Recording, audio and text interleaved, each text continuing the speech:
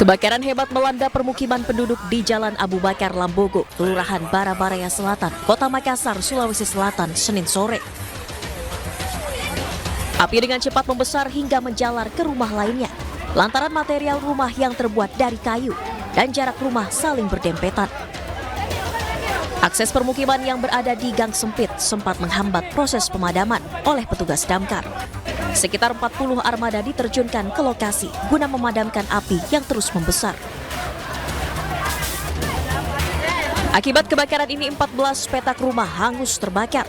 Beruntung tidak ada korban jiwa. Namun 27 kepala keluarga harus kehilangan tempat tinggal. Sementara ini ada 14 titik petak rumah yang mengalami kejadian kebakaran. Ini akibat dampak dari satu rumah yang awal terjadi. Untuk jumlah kakak sendiri? Kalau untuk jumlah kakak kita belum bisa memberikan informasi pasti. Hingga kini belum diketahui penyebab kebakaran, namun api diduga berasal dari salah satu rumah warga hingga menjalar ke rumah lainnya. Dari Makassar, Leo Muhammad, iNews melaporkan. Api makin gede ini. Waspada, ayo.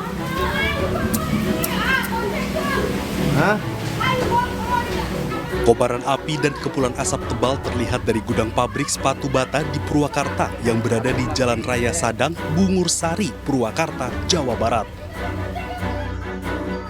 Banyaknya bahan yang mudah terbakar membuat api dengan cepat membesar hingga menghanguskan seluruh bagian gudang sepatu.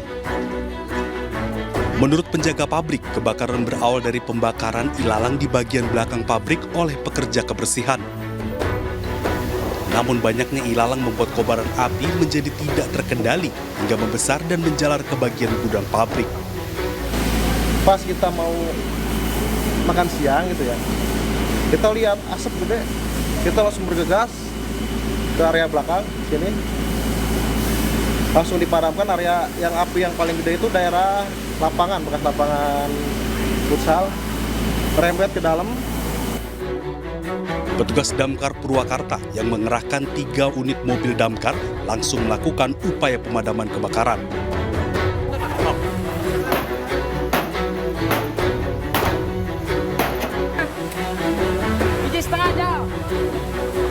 Petugas sempat kesulitan menuju sumber api hingga harus membobok kipas blower untuk dapat masuk ke dalam gudang pabrik.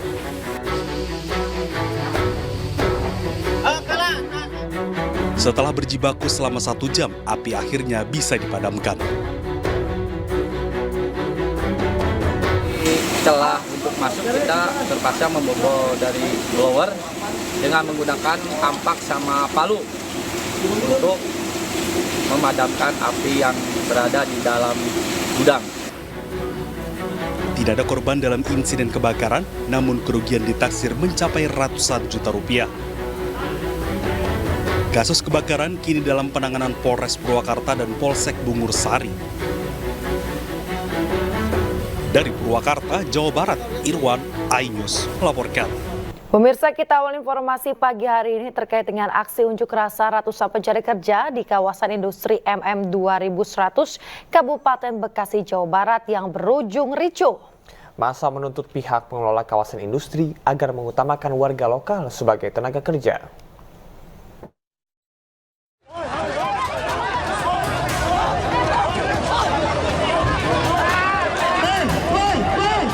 Aksi unjuk rasa ratusan pencari kerja di kawasan industri MM 2100 pada Senin siang di Kabupaten Bekasi, Jawa Barat berujung ricuh.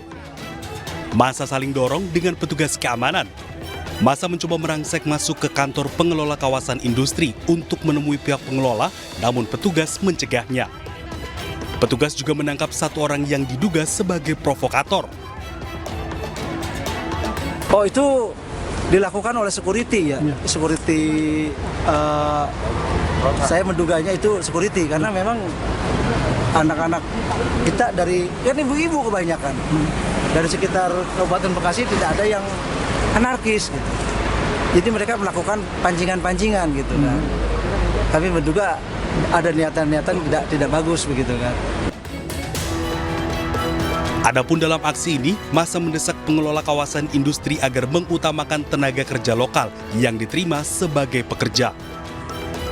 Dari Kabupaten Bekasi, Jawa Barat, Didit Junaidi, iNews melaporkan.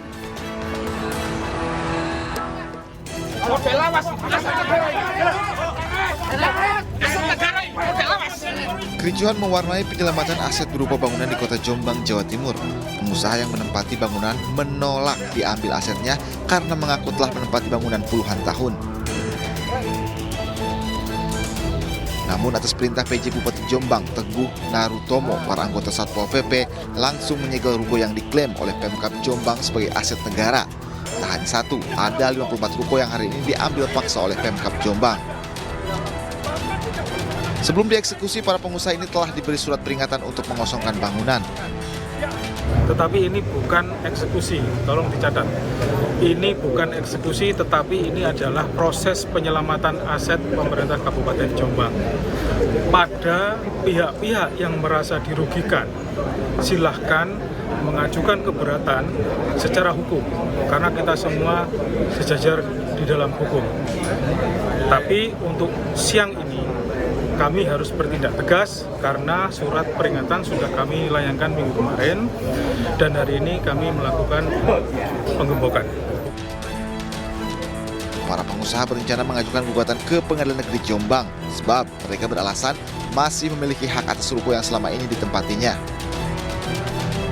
Persoalannya adalah apakah betul Pemda itu punya HPL? Kan gitu. Masih panjang pertanyaannya, makanya kami tetap mengajukan gugatan. Siapa yang paling berhak? Apakah Pemda, apakah hunian? Karena hunian ini beda dengan pacar lain, pacar legi atau pacar apa, itu kan sewa sifatnya. Pengambilan paksa bangunan berawal dari diterbitkannya hak guna bangunan yang dibuat pada tahun 1996. HGB tersebut berlaku selama 20 tahun. Pemirsa, aksi bajing loncat yang mencuri sebuah velg ban mobil dari truk bak terbuka yang melintas di kawasan Mabar, Kota Medan, Sumatera Utara viral di media sosial. Tak membutuhkan waktu lama, polisi pun berhasil menangkap 2 orang pelaku.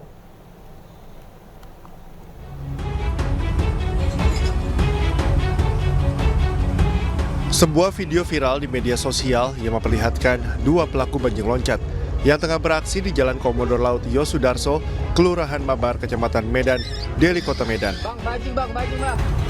Dengan berboncengan sepeda motor, salah seorang pelaku memanjat truk bak terbuka yang tengah melaju. Sementara seorang pelaku lainnya yang mengendarai motor menunggu hasil curian berupa velg ban mobil bekas yang dijatuhkan dari atas truk. Usai viral di media sosial, unit reskrim Polsek Medan Labuhan berhasil menangkap kedua pelaku. Kedua pelaku yakni PR, 24 tahun, dan FN, 32 tahun. Modus kedua pelaku memanfaatkan sejumlah truk bak terbuka yang melintas di persimpangan Mabar, lalu mencuri barang berharga dari dalam bak truk. Ada berita viral di Instagram terkait ada bajing loncat di sekitar Yosudarso Mabar. Kita langsung bergerak cepat, melakukan penyelidikan, dan berhasil mengamankan kedua pelaku sesuai dengan berita viral yang beredar. Amankan lengkap dengan barang bukti, satu buah velg dan sepeda motor yang juga pelaku pakai. Modusnya mereka mengendarai sepeda motor melintas di Jalan Yosudarso. Ketika nanti ada truk membawa barang, mereka panjat. Mereka kejar, satu orang panjat ke atas dan mengambil barang yang di atas.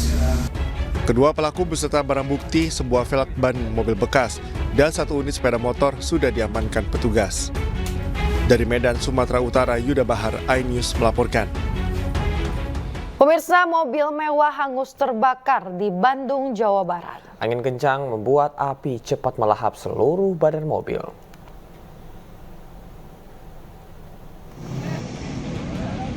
Kencangnya angin membuat api dengan cepat melahap seluruh badan mobil. Petugas pemadam kebakaran berjibaku untuk memadamkan api. Menurut Kasat Lantas Polrestabes Bandung, AKBP Eko, api pertama kali muncul dari dalam kap mobil. Tiba-tiba api membesar ke seluruh bagian depan mobil. Tadi informasi dari pengemudi ada 4 orang yang di dalam mobil. Jadi sebelum api membesar sudah bisa keluar dari kendaraannya. Kronologinya tepatnya bagaimana Pak Kasat yang diterima Kita laporan? masih dalami ya. Sementara info tadi dari pengemudi ya tiba-tiba ada percikan api. Kurang dari 30 menit, api dapat dipadamkan dari kedua mobil. Peristiwa ini diduga akibat korsleting listrik dari mobil mewah. Tidak ada korban jiwa dalam peristiwa kebakaran ini. Namun kerugian material ditaksir mencapai ratusan juta rupiah. Akibat peristiwa kebakaran dua mobil ini, arus lalu lintas sempat mengalami kepadatan lalu lintas. Dari Bandung, Jawa Barat, Juhpita Meilana, iNews melaporkan.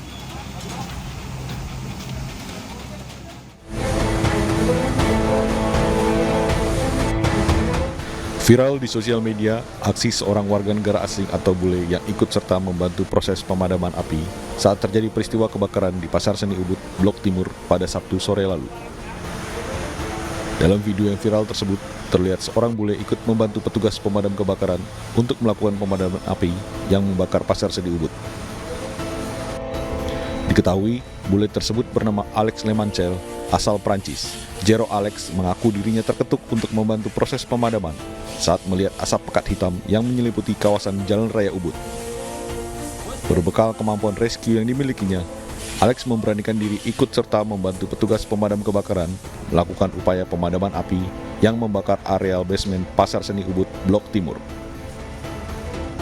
And I just see the black the black smoke. The black smoke. Yeah. So if black smoke, it means there is the fire is very big. Yeah. When it's finished, it's white smoke always. So I see the black, and so I just come with the motorbike, and after I just trying to help. So in the beginning was to help for the road about the people. After this, I help for the sabung for the connect the pipes, pipa, and after this, I join inside.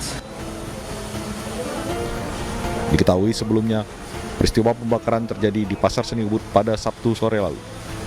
Proses pemadaman api berlangsung cukup lama, yakni hampir 8 jam, dengan melibatkan puluhan unit mobil pemadam kebakaran dari beberapa kabupaten di Bali. Dari Gianyar, Bali, Ketut Catur Kusumaningrat, iNews melaporkan. Pemirsa, Satres Narkoba Polres Tangerang Selatan berhasil menggagalkan peredaran kue kering berbahan ganja. Pelaku yang telah beraksi selama 3 bulan terakhir ini menjual kue kering dari ganja melalui teman, keluarga, serta kerabatnya.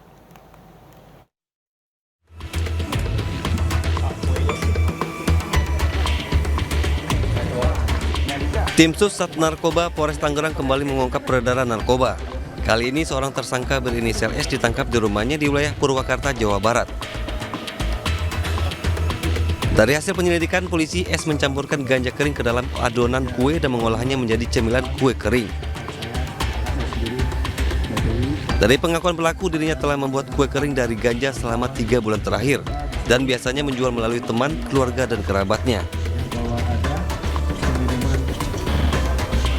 Penangkapan S ini merupakan pengembangan dari 2 pelaku sebelumnya yang telah ditangkap dengan total barang bukti ganja kering sebanyak 140 kg. Dari tangan pelaku, pihaknya mengamankan 102 keping kue kering berbahan ganja.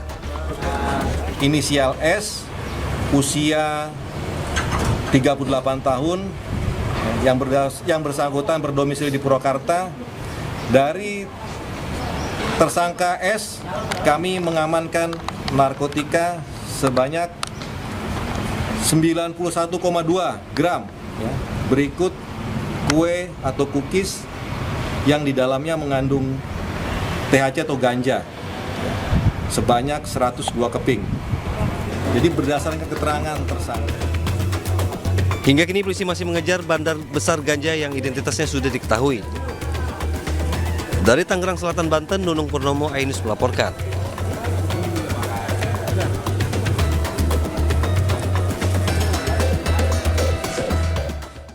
Kita ke informasi berikutnya, pemirsa. Seorang oknum guru di Garut, Jawa Barat ditangkap polisi usai berbuat asusila terhadap 10 siswa laki-laki. Aksi bejat pelaku sudah dilakukan sejak tahun 2021 lalu.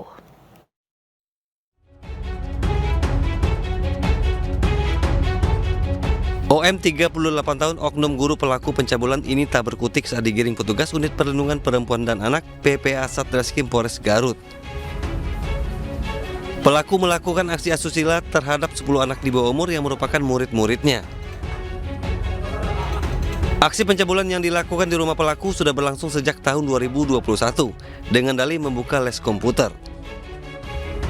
Selain itu, tersangka memberikan uang sebesar Rp20.000 kepada korban dengan meminta setiap korban tidak memberitahukan kejadian tersebut kepada orang lain.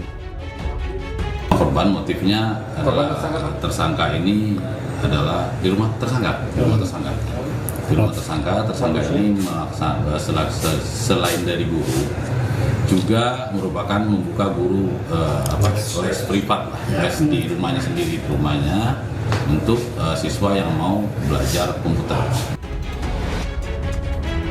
Kini seluruh korban tindak asusila mendapat pendampingan dari petugas terkait guna memulihkan psikisnya dan juga dalam penanganan hukum.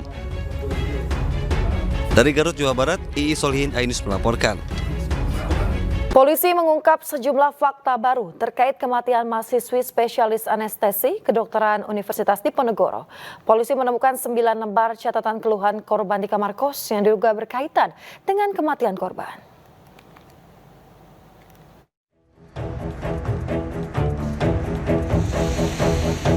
Penyidik Satreskrim Polrestabes Semarang terus mengumpulkan bukti terkait kematian Aulia Risma Lestari, mahasiswi spesialis kedokteran Undip di rumah kos Jalan Lempong Sari Raya, Gajah Mungkur, Semarang, Jawa Tengah. Dari lokasi kejadian, polisi turut menyita buku harian milik korban yang diduga berkaitan dengan kematian korban. Kapolrestabes Semarang, Kombes Pol Irwan Anwar mengungkapkan di 9 lembar halaman buku catatan itu tidak ada keluhan terkait perundungan. Polisi hanya mendapati tulisan tentang keluhan korban kepada Tuhan dan kepada seseorang yang disayangi. Polisi juga sedang menggali motif yang membuat korban nekat mengakhiri hidupnya. Setidaknya ada 9 lembar catatan, tetapi poin di 9 lembar ini dapat kami sampaikan bahwa yang bersangkutan mengeluh kesakitan, mengeluh kepada Tuhan, satu. Kesimpulan yang kami dapatkan. Kemudian yang kedua, mengeluh kepada seseorang yang dia sayangi, yang saya tidak kuat. Kira-kira begitulah kurang lebih di catatannya. Di 9 halaman itu tidak ada terkait dengan perundungan. Berdasarkan rekam medis, korban memiliki riwayat penyakit saraf kejepit dan pernah menjalani operasi. Dalam buku hariannya, korban juga mengeluh sakit jika kelelahan saat bekerja. Sementara untuk memastikan kebenaran tulisan tangan korban, polisi juga telah mendatangi keluarga korban di Tegal. Dari Semarang, Jawa Tengah, Kristiadi, iNews melaporkan.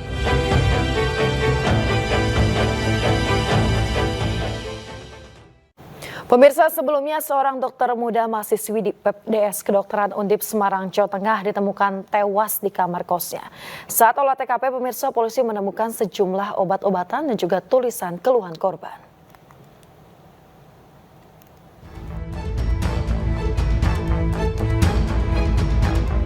Seorang dokter muda mahasiswi PPDS Kedokteran Undip, Semarang, Jawa Tengah, ditemukan tewas di kamar kosnya.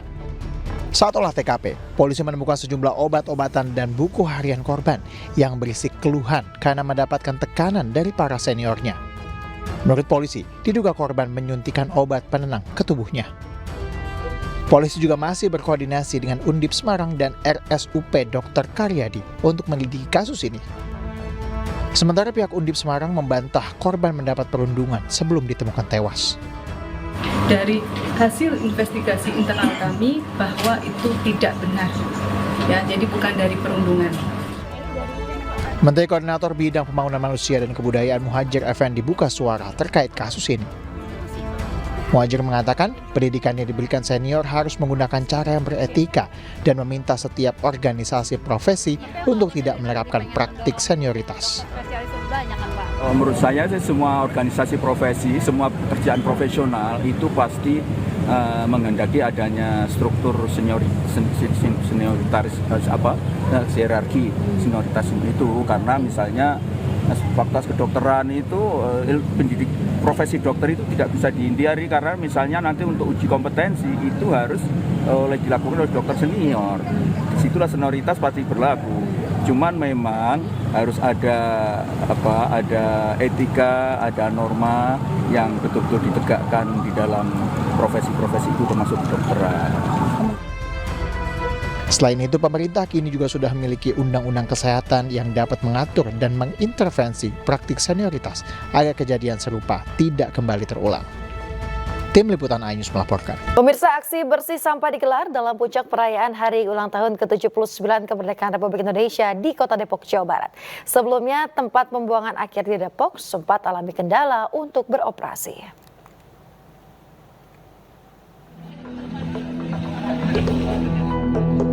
Wali Kota bersama jajaran pemerintah Kota Depok melakukan aksi bersih-bersih sampah di area lokasi acara.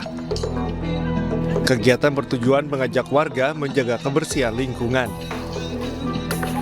Sekarang sudah dibuka, sudah lancar. Menengahnya seperti itu dan kita minta kemarin surat khusus untuk bisa membuang sampah di Nambo 10 ton per hari saja. Kan janjinya 500 ton per hari. Ya, tapi terus PHP terus nggak selesai. Hari saya minta 10 ton aja. Lumayan lah kesana dini kan. Nah, kemarin ada tawaran dari Lusemen mau mengelola sampah lama, bukan sampah baru. Sampah lama itu bisa diangkut 70 sampai 300 ton per hari. Tanah ininya sampah lamanya. Kerjasama dengan swasta dalam pengolahan sampah yang bisa mengolah 70 hingga 300 ton per hari, terus mengupayakan peningkatan di pembuangan di Nambo hingga 500 ton per harinya. Puncak perayaan HUT ke-79 RI di Depok juga diramaikan oleh bazar UMKM dan ditutup dengan aksi band yang menambah kemeriahan acara. Dari Depok, Jawa Barat, Yung Rizky, iNews melaporkan.